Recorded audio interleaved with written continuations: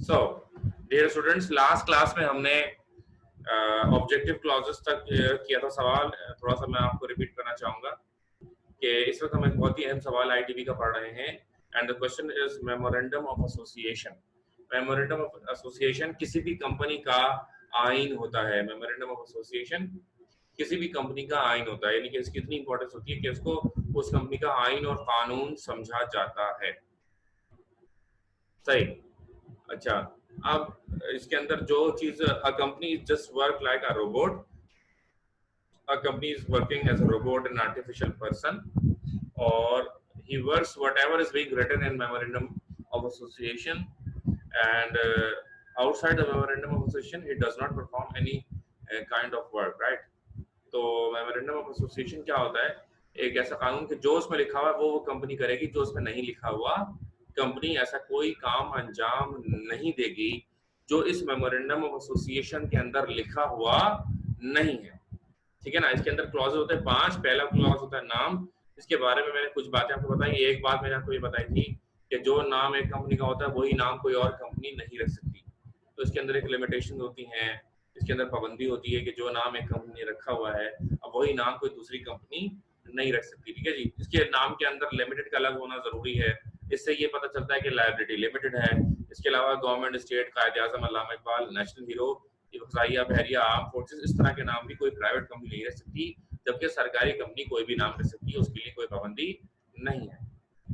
अगला क्लॉज होता है सिचुएशन क्लॉज या डोमिसाइल क्लॉज। डोमिसाइल क्लॉज या सिचुएशन क्लॉज में क्या होता है कि हम उस हेड ऑफिस का स्पेशली और बाकी तमाम ब्रांचेस का जो है वो एड्रेस लिखते हैं, और उस एड्रेस को जब तक चेंज नहीं किया जा सकता जब तक कि गवर्नमेंट आपको इस बात की इजाजत ना दे दे। इसके बाद तीसरा क्लॉज हमने पढ़ा था, बहुत तेजी से मैं निकल रहा हूँ क्योंकि हम ये लास्ट क्लास में डिस्कस कर चुके हैं।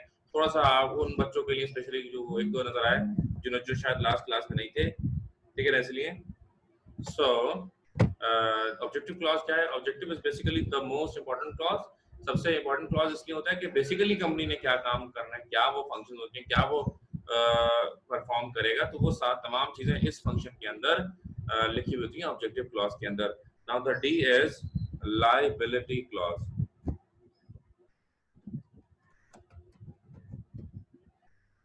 सर एक सवाल था। कहिए। सर ये जो रेडिंग है ये तरतीब से लिख लें या आगे पीछे कभी हो जाए तो मसला तो नहीं होगा? वैसे तो आगे पीछे हो जाए तो मसला नहीं, वैसे तो आगे पीछे हो जाए मसला नहीं, लेकिन जितनी भी किताबें हैं तमाम, अच्छा ये जो आप पढ़े ना पूरी दुनिया में ये पढ़ाया जाता है बेसिकली मेमोरेंडम ऑफ एसोसिएशन, और पूरी दुनिया में इसकी तरतीब इतनी सारी मैंने बुक्स देखी हैं, तकरीबन तमाम बुक्स में यही इसका वो मिलता है सीक्वेंस जो मैं मेमोरेंडम में करा रहा हूँ। वैसे तो कहीं ये नहीं लिखा हुआ कि आपको यही फॉलो करना है, तो आप चाहें तो इसको हेडिंग्स को आगे पीछे कर सकते हैं। ठीक है ना? Liability clause. लायबिलिटी क्लॉज क्या होता है? लायबिलिटी क्या होता है? जरा कोई मुझे जवाब दे। What is liability? पढ़े लिखे बच्चे आप लोग। जिम्मेदारी। जिम्मेदारी कितने हैं? जिम्मेदारी। बस करो, सुन लिया ना जिम्मेदारी, अभी तुम लोग जान लोगे क्या? अच्छा, तो देखें कितना आसानी से आपने जिम्मेदारी बता दिया। Liability sir Imran I think इसकी वजह है, और बहरहाल लायबिलिटी क्या होता है? लायबिलिटी वाजिबुल अदा जिम्मेदारी होती है। लायबिलिटी जिम्मेदारी तो है, कौन सी जिम्मेदारी? वाजिबुल अदा, अकाउंट्स के हवाले से। अब इसमें लायबिलिटी क्लॉज मतलब क्या है? इसमें लायबिलिटी क्लॉज का भी यही मतलब है। अच्छा, इसमें क्या होता है कि हर चीज ना रिटन होती है। कोई भी चीज किसी भी ज्वाइंट स्टॉक कंपनी के अंदर कोई भी चीज जो है जबानी कलामी नहीं होती। हर चीज को क्या किया जाता है? हर चीज को लिख दिया जाता है, राइट? तो लायबिलिटी क्लॉज को भी लिख दिया जाता है। लायबिलिटी क्लॉज में ये लिखा जाता है कि एक कंपनी ज्यादा से ज्यादा कितना कर्ज ले सकती है। एक कंपनी ज्यादा से ज्यादा कितना कर्ज ले सकती है, ये उसके अंदर लिख दिया जाता है। अब इससे क्या होता है?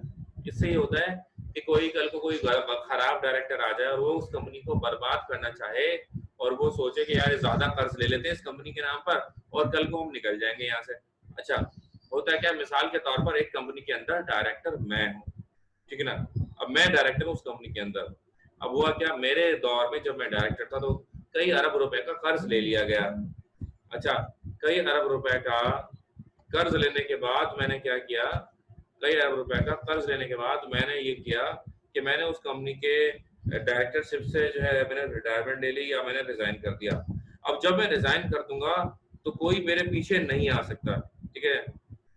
अब अगर मैंने रिजाइन कर दिया तो कोई मेरे पीछे नहीं आएगा कि भाई आपके दौर में दिए गए थे लोन, नहीं। ज्वाइंट स्टॉक कंपनी का कानून ये है, ज्वाइंट स्टॉक कंपनी का कानून ये है कि जो बंदा सीट पर होगा उसी को प्रेशर दिया जाएगा, उसी से पैसा मांगा जाएगा। लोन जिसने लिया था हमें नहीं पता, हमने लोन किसको दिया, हमने किसी शख्स को लोन नहीं दिया, हमने किसी इंसान को लोन नहीं दिया, बल्कि हमने किसे लोन दिया, हमने लोन दिया कंपनी को। तो उस वक्त जो कंपनी का डायरेक्टर चला गया, हम किससे मांगेंगे, हम उससे मांगेंगे जो उस वक्त सीट पर होगा। मिसाल के तौर पर हमारे पास हम ये देखते हैं कि नवाज शरीफ के दौर में कर्जा लिया गया और जरदारी के दौर में कर्जा लिया गया। जब नवाज शरीफ साहब के दौर में कर्जा लिया गया तो उन्होंने साइन किए, जब जरदारी साहब के दौर में लिया गया उन्होंने साइन किए, मुशर्रफ साहब के दौर में लिया गया, मुशर्रफ साहब ने साइन किए। अब इमरान खान आ गया तो इमरान खान लेगा तो वो साइन करेगा। लेकिन यहाँ पर सवाल ये उठता है कि हु विल पे ऑफ। भाई अगर जरदारी ने, नवाज शरीफ ने, मुशर्रफ ने या इमरान खान ने, इनमें से किसी ने भी लोन लिया तो जब वो इदारा जिसने लोन दिया था जब वो वापस मांगने आएगा तो वो इनके घरों पर नहीं जाएगा, इनके दरवाजे नहीं खटखटाएगा, बल्कि वो उस वक्त जो जब वो मांगने आएगा उस वक्त जो मौजूदा वजीर आजम होगा वो उसको खत लिखेगा कि आपके मुल्क ने, आपकी सल्तनत ने हमसे लोन लिया, आप हमें ये लोन वापसी करें। बात समझ में आ रही है? तो लायबिलिटी क्लॉज क्या होता है? तो लायबिलिटी क्लॉज ये है कि इसमें पैसा वो देगा जो सीट पर होगा।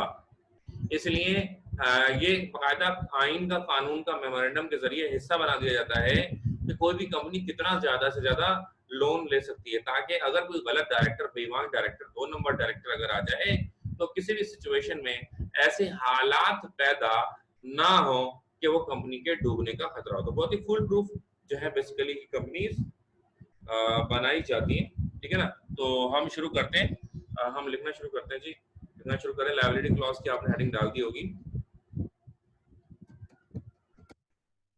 In this clause,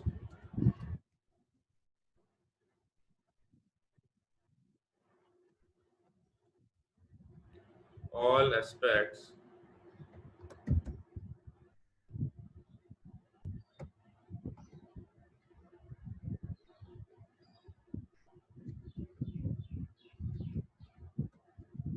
regarding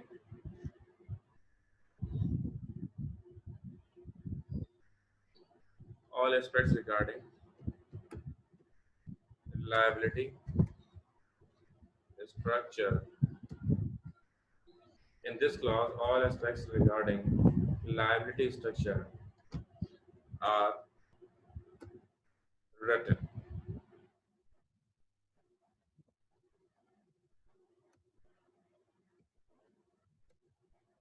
In this clause, all aspects regarding liability structure are written.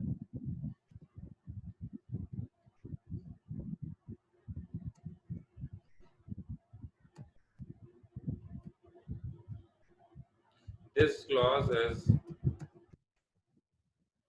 basically the direction for the future, as it explains how much loan can be obtained by joint a particular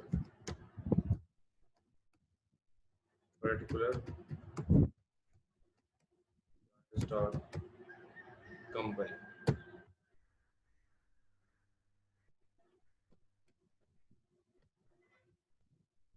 हमने अभी तक क्या लिखा कि in this clause all aspects regarding liability structure are written. This clause is basically the direction for the future, as it explains how much loan can be obtained by a particular joint stock company.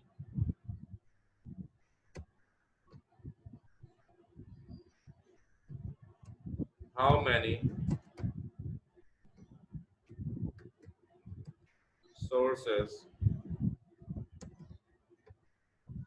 are allowed to be used? whether an individual can lend the amount to the joint stock company or only banks and other financial institutions are allowed.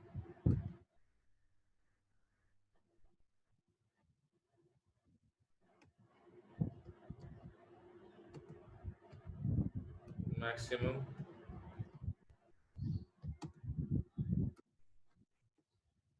amount of loan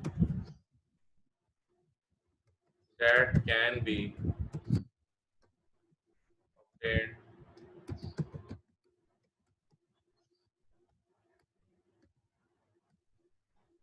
is also written. In this clause, all aspects regarding liability structure are written. This clause is basically the direction for the future.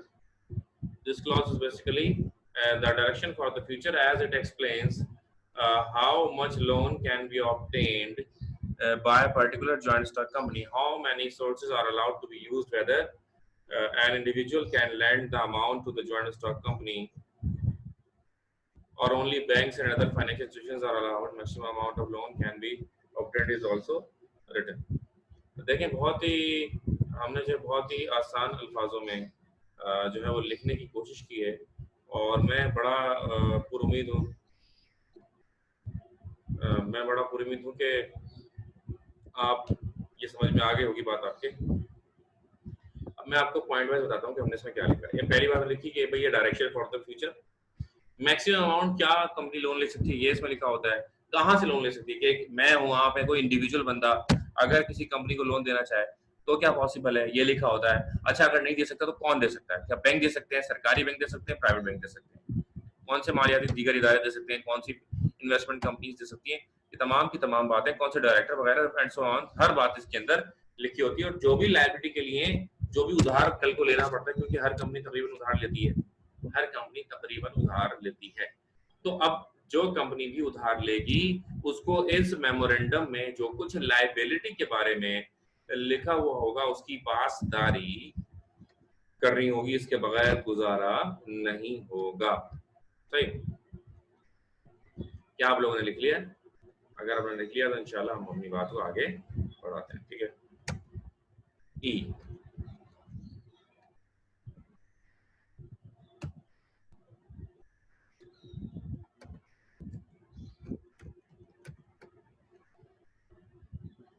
Capital class.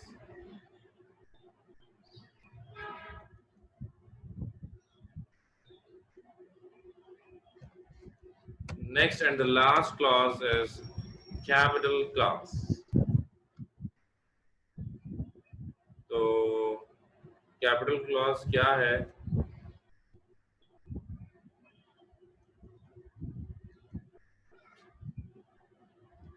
Basically capital clause जो है सरमाया की clause होती है।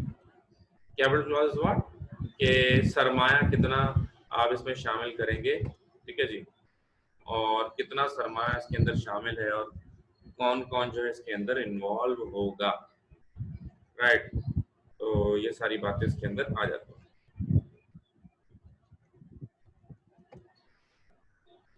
तो ये सरमाया की clause होती। अच्छा, अब मेरा आपसे फिर सवाल, जो सब ऑनलाइन मौजूद है, कैपिटल किसे कहते हैं जी? बताइए, व्हाट इज कैपिटल? सर मिल्कियत को। मिल्कियत को कहते हैं। How many kinds of capital are there? जी, अब बताइए। Sir resources. No no, I am talking about kinds. What are the kinds of capital? जी, कोई बताए? बस गए ना, देखा? हाँ भाई। सर मालिक का अपना जाती पैसा हो सकता है। मालिक का अपना जाती पैसा हो सकता है। जाहिर है जाती पैसा ही तो कैपिटल कहलाता है, और क्या क्या पड़ोसी का पैसा थोड़ी कोई कैपिटल कहलाएगा है भाई। कोई और है कोई? अच्छा जी, तो कैपिटल तो आपने सुन लिया, कैपिटल सुन लिया, ये तो अच्छी बात है, बहुत ही कॉमन बात भी है। पर अब सुने, मैं आपको बताता हूँ। बात यह है कि ये जो कैपिटल होता है, कैपिटल की काइंड्स होती है। मिसाल के तौर पर जॉइंट स्टॉक कंपनी के अंदर एक कैपिटल होता है अथराइज्ड कैपिटल।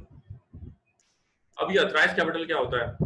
अथराइज्ड कैपिटल वो कैपिटल होता है जो कि maximum capital allowed by the authority, allowed by the government होता है।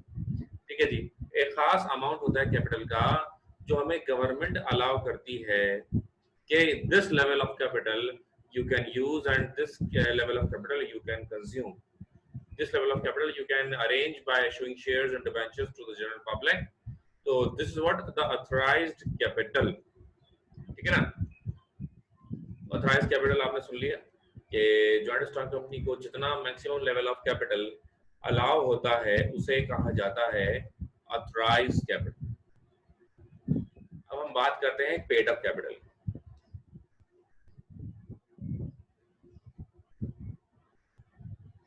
पेड अप कैपिटल जो होता है, पेड अप कैपिटल वो, हाँ सर पूछिए। यानी एससीपी अलाउ करती है, एससीपी। एसएससीपी इज वन इंस्टीट्यूट, ठीक है जी।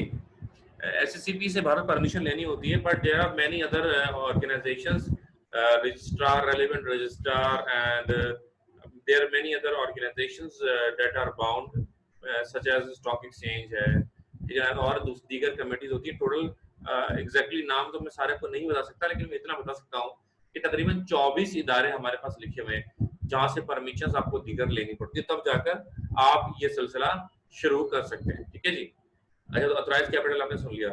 अथराइज्ड कैपिटल के बाद कौन सा होता है? अथराइज्ड कैपिटल के बाद जो कैपिटल होता है वो होता है paid up capital. Paid up capital क्या होता है? पेड अप कैपिटल वो होता है जो आपने बेसिकली इशू कर दिया और जिनके बदले में आपने पैसे रिसीव कर लिए। ठीक है जी, मुझे 20 करोड़ रुपए अलाउ थे, मैं 20 करोड़ रुपए के शेयर मार्केट में फ्लोट कर सकता था और मार्केट में शेयर देकर मैं 20 करोड़ रुपए कलेक्ट कर सकता था। ठीक है, अब मैंने क्या किया, 20 करोड़ रुपए में से मैंने दो जो थे, 20 करोड़ रुपए में से सिर्फ 2 करोड़ रुपए मैंने मार्केट में शेयर फ्लोट करके और मैंने 2 करोड़ रुपए मार्केट से रिकवर कर लिए। तो वो मेरा जो अथराइज कैपिटल है वो 20 करोड़ रुपए होगा और मेरा पेड अप कैपिटल जो है वो सिर्फ 2 करोड़ रुपए होगा। ठीक है, एक और कैपिटल होता है called up capital. Called up capital क्या होता है कि मिसाल के तौर पर कंपनी के हालात अच्छे हुए और कंपनी ने सोचा, कंपनी के डायरेक्टर्स ने सोचा कि यार अभी हमारे हालात इतने अच्छे हैं और हम इतना पैसा कमा रहे हैं, तो हम एक काम करते हैं, जो शेयर हमने मार्केट में फ्लोट किए हैं वो मार्केट से कॉल बैक करके उनको खरीद लेते हैं। ठीक है जी, और वो मार्केट से जो शेयर खरीद लेते हैं वापसी, तो ये क्या, वो कैपिटल जो कि आपने मार्केट में फ्लोट किया था और दोबारा आपने अगर उसको रिकवर कर लिया और दोबारा आपने अपने कब्जे में कर लिया है, तो उसको कॉल्ड अप कैपिटल जो है वो कहा जाता है। ठीक है ना? तो ये कैपिटल की ये सारी काइंड्स, अपनी इक्विटी कितनी है, ओवरऑल परसेंटेज ऑफ कैपिटल क्या होगी बिजनेस के अंदर, इस तरह की बहुत सारी बातें कैपिटल में लिखी होती है। तो this is this clause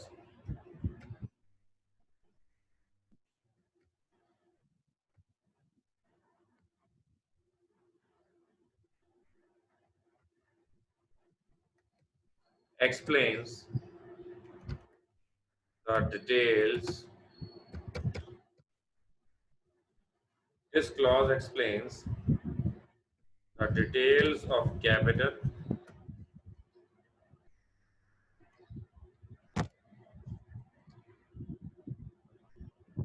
of the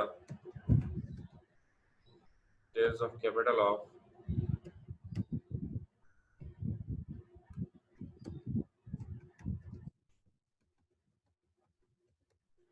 the joint stock company. This clause explains the details of capital of the joint stock company of the stock.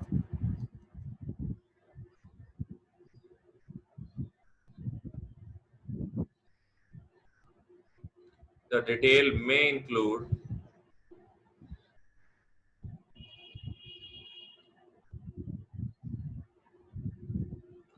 the detail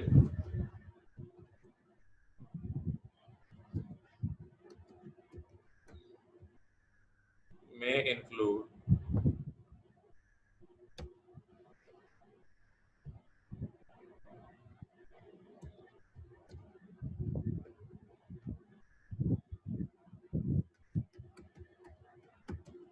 authorized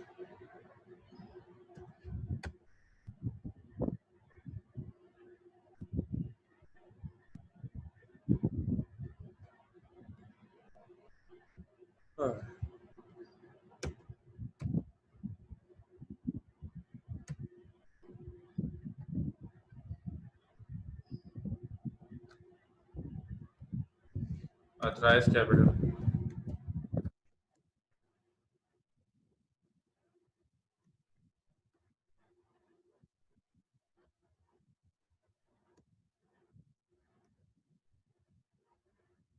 called capital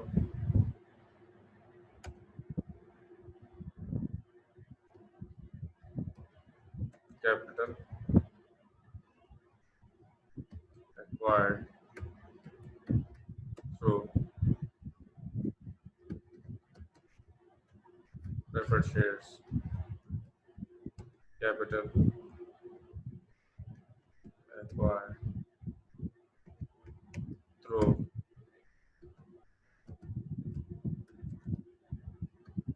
ordinary shares etc. ठीक है जी। तो इस तरह की details इसके अंदर होती हैं कैपिटल क्लास के।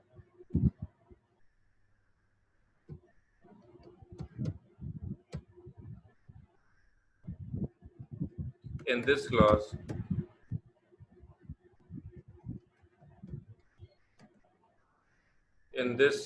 clause,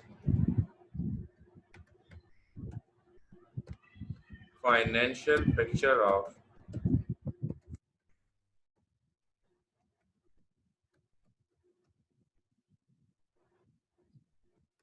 the joint stock company is clearly mentioned so that the investors can take decision whether to invest in a certain company or not। ठीक है ना, उसके अंदर डिटेल सारी लिखी हुई होती है, तो उससे इस बात का दो बार कहाँ लिख दिया मैंने, ज्वाइन कहाँ लिखा मैंने दो बार, the joint remote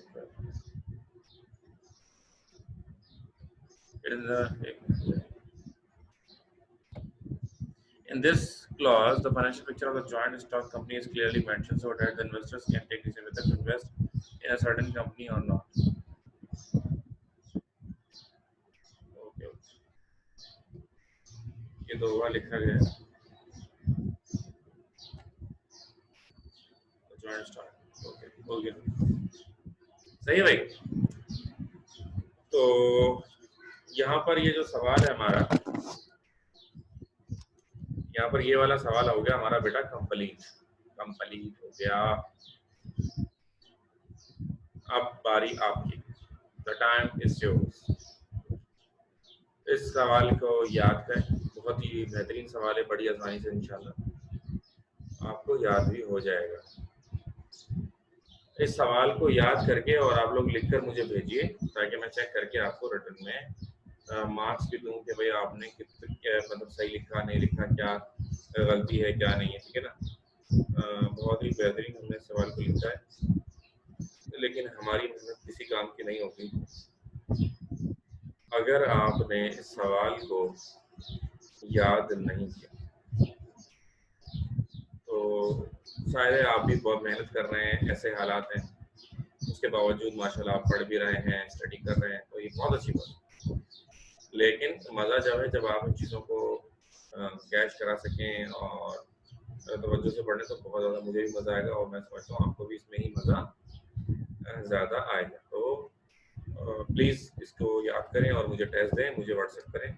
इतना काम देता हूँ तुम लोग करते नहीं हो यार, मुझे लगता है, पता नहीं मुझे क्यों ऐसा लगता है। तो आप साबित कर दें कि मुझे गलत लगता है और ये काम आप करके मुझे दिखाइए। ठीक है जी। अब हम बढ़ेंगे अपने अगले सवाल की जानिब। ठीक है ना? So next question we are going to write.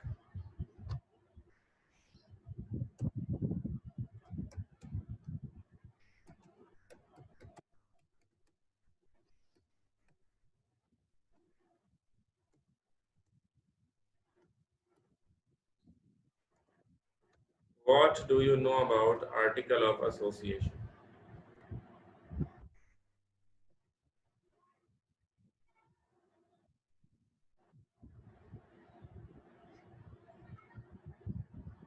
What do you know about article of association? ये हमारा अगला जो है, अच्छा अपने तौर पे भी वैसे आपको करना चाहिए, मतलब याद करके खुद भी चेक करें और सर को भी भेज दें तो डबल चेक हो जाए। पहले खुद चेक करें अच्छी तरह और बात करें, ठीक है ना? तो what do you know about article of association, ये हमारा अगला सवाल है। तो आप लिखें ये सवाल और हेडिंग डालिए article of association.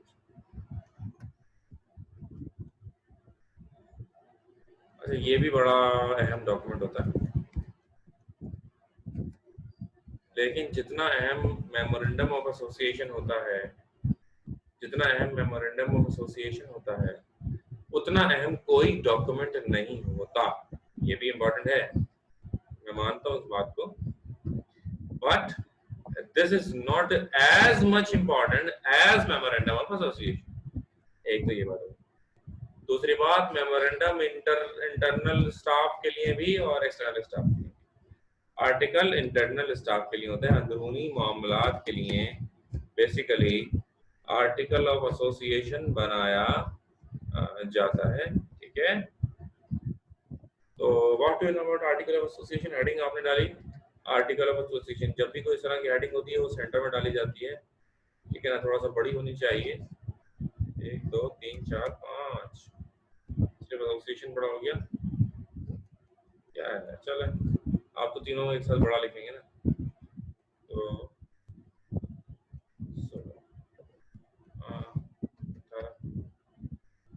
16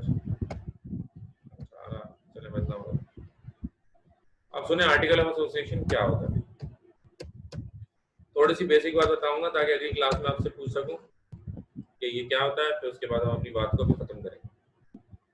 article of association एक कॉम्बिनेशन होता है रूल्स एंड रेगुलेशंस का। एक कंपनी जिन तमाम रूल्स एंड रेगुलेशंस को फॉलो करने के लिए बनती है, उन तमाम रूल्स एंड रेगुलेशंस का नाम है बेसिकली आर्टिकल ऑफ एसोसिएशन। सही, यानी आर्टिकल ऑफ एसोसिएशन में क्या होगा, आर्टिकल ऑफ एसोसिएशन में तमाम रूल्स लिखे होते हैं। मिसाल के तौर पर क्या रूल लिखे होंगे, इसमें ये रूल लिखा होता है कि कब आना है ऑफिस, कब जाना है, ड्रेसिंग, प्रोडक्ट्स, टाइमिंग, छुट्टियों का मसला, बीमारी का मसला, एक्सीडेंट का मसला, ठीक है ना? जो कुछ बातें दीगर हो सकती हैं वो तमाम की तमाम इसके अंदर लिखी हुई होती हैं। सही है। अच्छा, अब आर्टिकल पे मजीद हम बात करेंगे इंशाल्लाह। अभी हमारी मीटिंग का वक्त इसका खत्म हो रहा है। बाकी आर्टिकल एसोसिएशन इंशाल्लाह की क्लास में आपको कंटिन्यू करेंगे। अपना बहुत ख्याल रखिएगा।